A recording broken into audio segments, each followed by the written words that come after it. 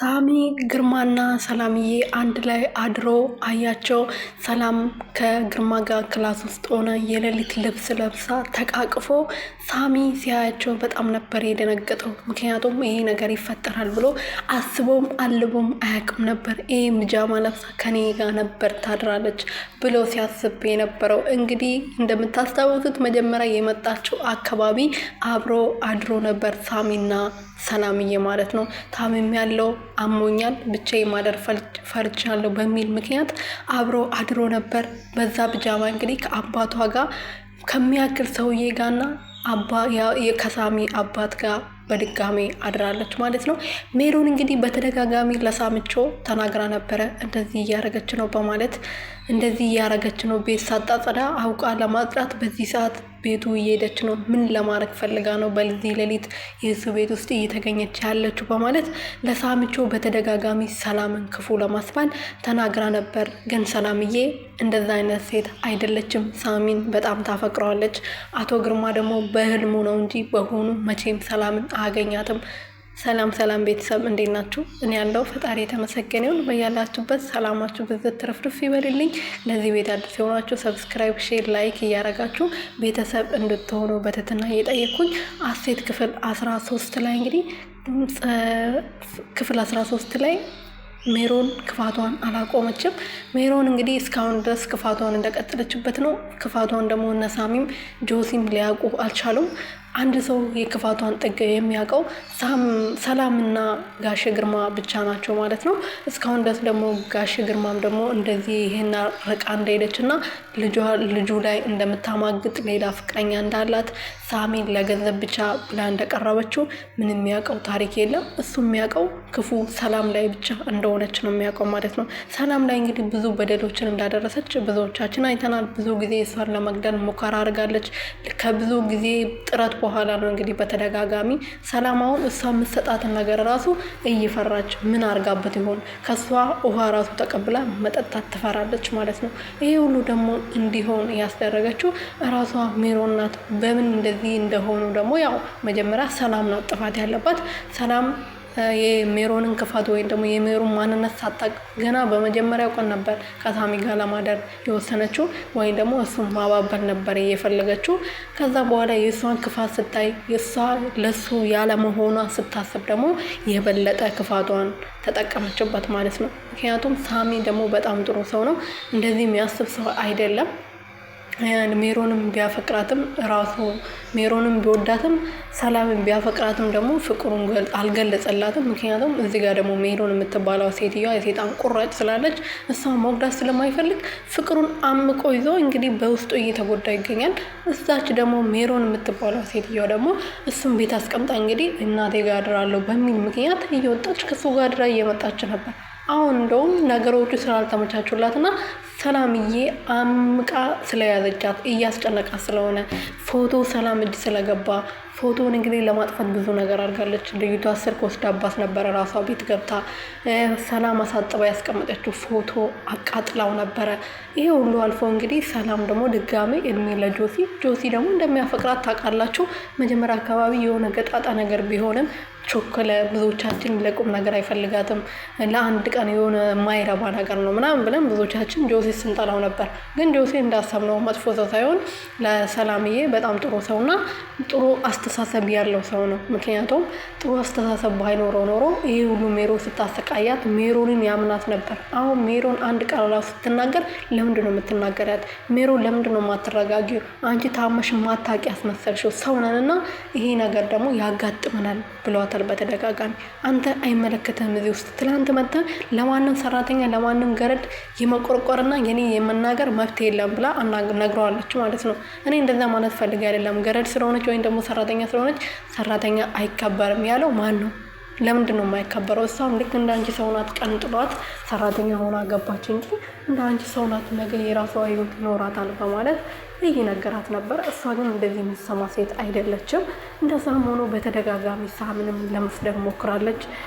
ግርማንም ደግሞ ግርማ ሰላምን ካላገኘው ከሰላም ጋር ያሰብኩትም ከአንቺ ጋር አረጋለሁ ስላላት እሷን የሚሰቀጥታትን ገና እጇ ስመካት የሚያንገሸግሻትን ነገር ነው እንግዲህ ሰላም ላይ ለማድረግ የወሰነችው። ሰላም በግድ ከሱ ጋር ሰላም እንግዲህ በግድ በሷ እንትን ነው ወደ ሳሚ እየተጠጋች ሄደችው እንጂ ራሷ የፈለገችው ሌላ አላማ ነበር። እዛ ቤት የገባችበት ሌላ አላማ ነበር። ግን ሜሮን በምታረጋቸው በክፉ ነገሮች ነው ወደ ሳሚ እንድትሄድና ወደ ሳሚ ለሳሚ ሌላ ነገር እንዲኖራት እንዲያሳስባት ያስደረጋት ይህ ሜሮን ስራ መሆኑን ሁላችንም እናውቃለን። ምክንያቱም ሜሮን ለሳሚ የምትገባ ሴት አይደለችም። ሰላም ደግሞ አሁን በዚህ ሰዓት ብዙ የሚወዳትና የሚፈልጓት ወንዶች አንድ ቤት ውስጥ 3 ወንድ አለ። እንግዲህ ከ3 ወንድ ደግሞ አንደኛው ሳሚ ነው። ሳሚ እንግዲህ በጣም ይወዳታል። በውስጥ አውጥቶ በአፉ ባይናገር ራሱ እኔ በአንቺ እየደማሁ ነው፣ ልቤ በአንቺ እየደማ ነው፣ ከዚህ በላይ ደግሞ በአንቺ ልቤ እንዲደማ አልፈልግም። ስለዚህ ቁጭ ብለን በግልጽ እንድናወራ እፈልጋለሁ ብሏታል።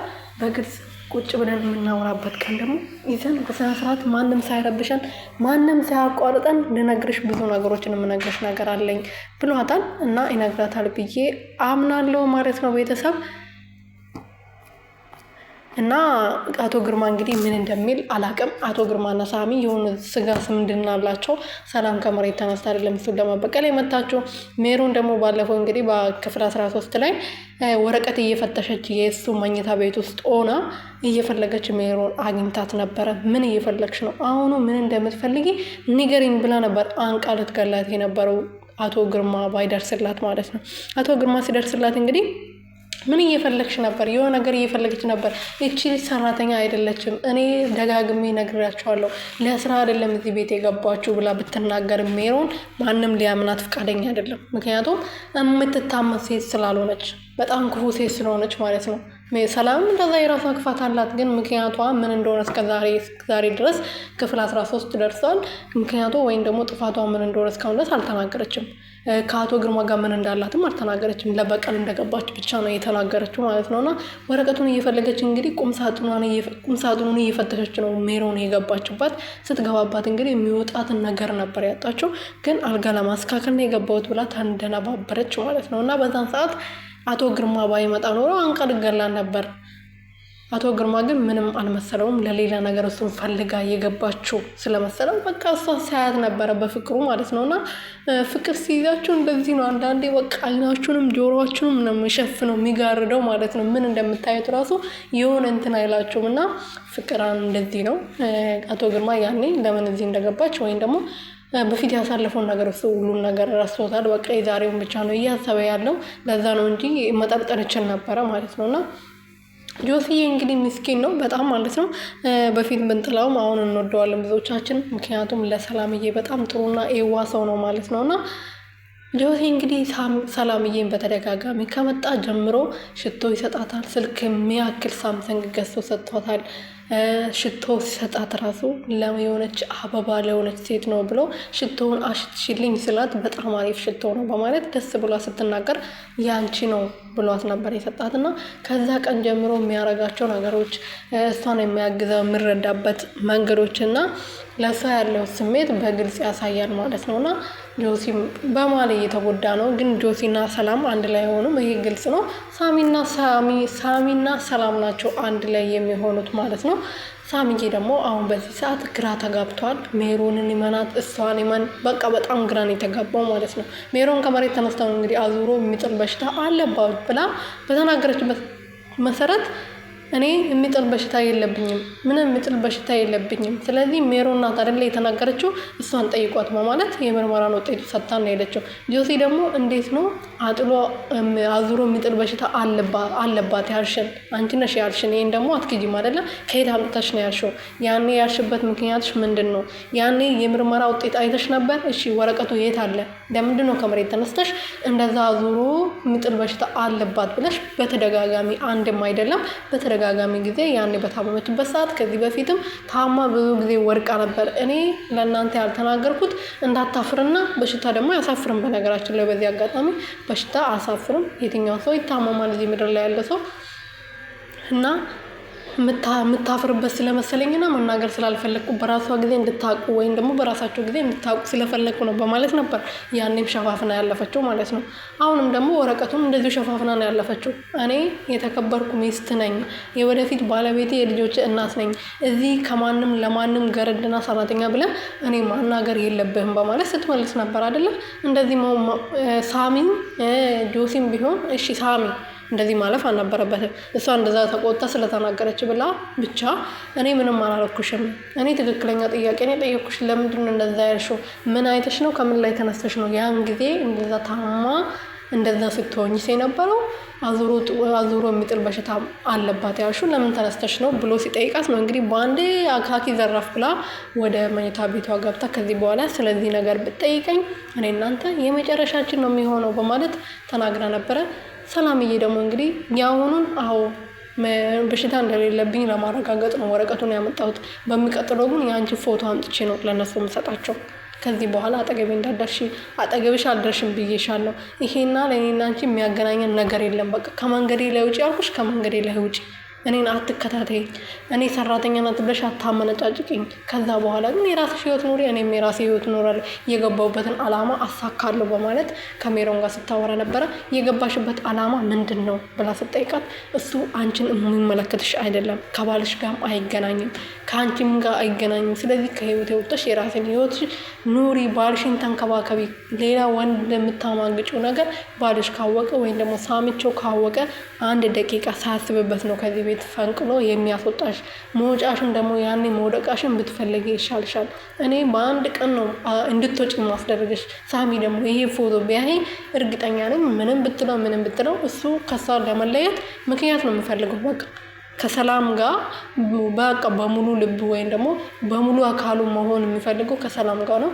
እሱን ደግሞ ሜሮን አምቃ ይዛበታለች። ስለዚህ ያን ነገር ለመፍታት ትንሽዬ ምክንያት ነው የሚፈልገው ከሰላም ማለት ነው፣ ከሜሮን። ያኔ ከሰላምዬ ጋር ጥሩ ህይወት ወይም ደግሞ ጥሩ ጊዜ ይኖረዋል ማለት ነው። ምንድላችሁ ፈልጌ ነው ትንሽዬ ነገር ቢያይባት ይሄ ፎቶ ባይ ለደቂቃ ሳያስብ ከዛ ቤት ያስወጣታል። ከዛ በኋላ ጋሽ ግርማም ደግሞ ሁሉም ነገር በፊት የተደረገው ነገር ደብዳቤ እሷ ስትጽፍ እንደነበረ ሁሉም ነገር ይናገራል ማለት ነው።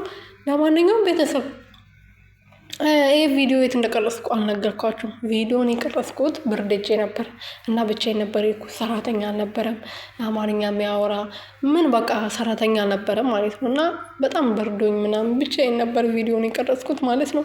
እና ብትመጡልኝ ደስ ይለኝ ነበረ። እና ቤተሰቦችዬ ይሄን ቻናል እባካችሁ ትንሽ ነው የቀረኝ፣ ሰዓት 50 ብቻ ነው የቀረኝ። ያ ረቢ 50 ብቻ ነው የቀረኝ። ሰብስክራይብ ደግሞ 2000 አስገቡኝ እና እስቲ ማን ነበረ እንደዛ ብር እንዲሰራልኝ ላድርግና እናንተም ደግሞ መጥቼ ላመስግናችሁ። የኔ ውድ የሆናችሁ ወርቅ የሆናችሁ ቤተሰቦች ያለ እናንተ ምንም እዚህ ጋር ደርሰም ነበረ። የሚገርማችሁ ነገር በፊት በጣም እኔ አላወቅኩም ማለት ነው። የምር አለማወቅ አንዳንዴ ብዙ ነገርን ያሳጣልና ሰዓት በጣም ይሞላልኝ ነበር፣ ያልፍ ነበር ከዚህ ራሱ ማለት ነው። እና ሰዓት አልሞላም ብዬ እየቀሰቀሰ ስመጣ ቪዲዮ ከስር ከስር እያጠፋው ነበርና እሱ ነው እንጂ እኔ ይሞላልኝ ነበረ። ሞልቶ ቆይቶ መስራት ጀምር ነበር ባላጠፋ ማለት ነው። እና ሌላ ጊዜ ትምህርት ይሆነኛል። አንዳንዴ ያለማወቅ ኃጢአት አይደለም ማለት ነው። ቤተሰቦች አይመስላችሁም? የኔ ወዶች